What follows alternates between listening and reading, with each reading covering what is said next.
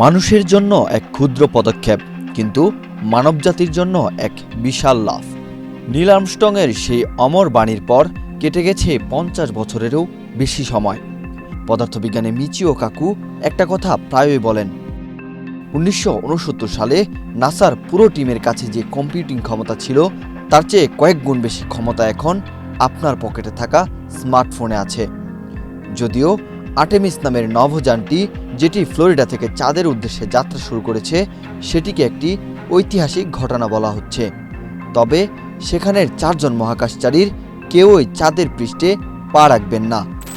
1969 থেকে 1972 সাল, এই অল্প সময়ে 24 জন মার্কিন নভোচারী চাঁদে ভ্রমণ করেছেন, 12 জন হেঁটেছেন চাঁদের ধুলোয়।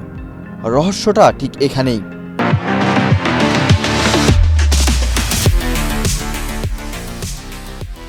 গত 50 বছরে আর কোনো মানুষ কেন চাঁদের বুকে পা রাখেনি?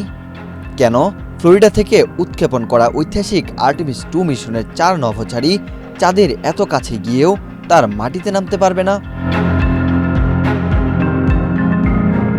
Read Wiseman, Christina Koch, Victor Glover এবং জেরেমি হ্যানসেন, এই 4 জনই এখন ইতিহাসের অংশ। আর্টেমিস 2 মিশনকে বলা হচ্ছে মানব ইতিহাসের নতুন এক মাইলফলক। 10 দিনের এই দীর্ঘ যাত্রায় ওরিয়ন মহাকাশযানে চড়ে 4 জন নভোচারী চাঁদকে প্রদক্ষিণ করবেন। তারা চাঁদের খুব কাছ দিয়ে উড়ে যাবেন, বিভিন্ন জটিল রণকৌশল সম্পাদনা করবেন, কিন্তু তাদের কারোরই চাঁদের পৃষ্ঠে পা রাখার অনুমতি নেই। নাসা বলছে এটি আসলে 2028 সালের আর্টেমিস 4 এর মিশনের প্রস্তুতি। মূলত 2024 সালেই এই অবতরণের কথা ছিল, কিন্তু একের পর এক প্রযুক্তিগত ত্রুটি আর ল্যান্ডার জটিলতায় মিশনটি পিছিয়ে গেছে। প্রশ্ন জাগে, 50 বছর আগে যা সম্ভব হয়েছিল এই সুপার কম্পিউটার যুগে, কেন তার জন্য এত পরীক্ষা নিরীক্ষা?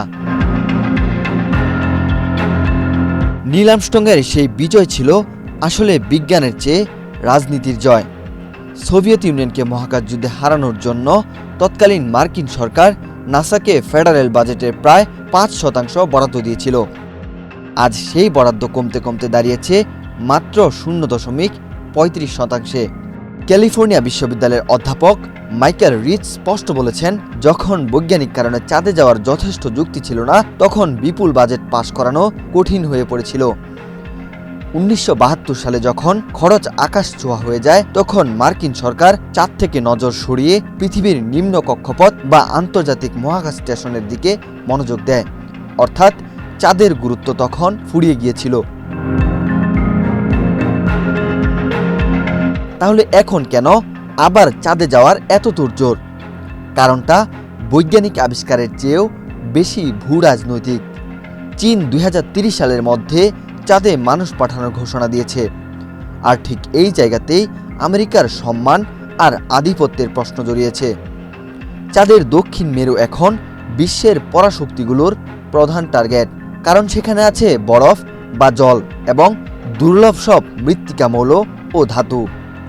1966 সালের মহাকাশ চুক্তি অনুযায়ী কেউ চাঁদের মালিক হতে পারবে না ঠিকই, কিন্তু ব্রিটিশ নভোচারী হেলেন শেরম্যানের মতে মালিক হতে না পারলেও আপনি এটি ব্যবহার করতে পারবেন এবং যতদিন সেখানে থাকবেন সেটি আপনারই থাকবে।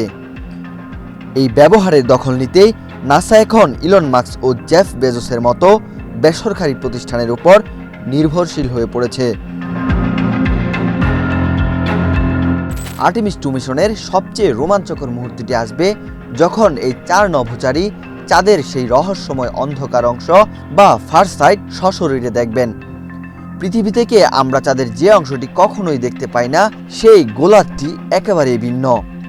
প্রাচীন লাভা প্রবাহ আর বিশাল সব গর্তে ভরা এই অঞ্চলটি ভবিষ্যতে চন্দ্রঘাঁটি তৈরির জন্য অত্যন্ত গুরুত্বপূর্ণ। যদিও চীন ও ভারতের মহাকাশযান সেখানে পৌঁছেছে, কিন্তু নভোচারী ক্রিস্টিনা কচ বলেছেন, মানুষের চোখ হলো অন্যতম সেরা বৈজ্ঞানিক যন্ত্র। মহাকাশযানের সাথে নাসার যোগাযোগ বিচ্ছিন্ন হয়ে যাওয়া সেই 3 ঘন্টা হবে মানবজাতির জন্য এক নতুন অভিজ্ঞতার পরীক্ষা। আর্টেমিস 2 মিশন কেবল একটি চন্দ্র প্রদক্ষিণ নয়, এটি আসলে মানুষের হারানো আত্মবিশ্বাস ফিরে পাওয়ার লড়াই। $93 বিলিয়ন এই বিশাল কর্মযজ্ঞ প্রমাণ করে যে বিজ্ঞান ও প্রযুক্তিতে বিশ্ব কতটা এগিয়েছে। আবার একই সাথে এটি সীমাবদ্ধতাগুলোকেও মনে করিয়ে দেয়।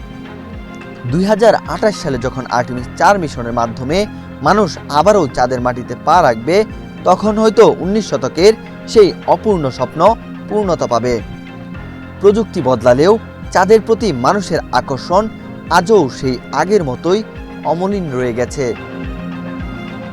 ওয়াহিদ হোসেন জিহাদ, বাংলাদেশ প্রতিদিন।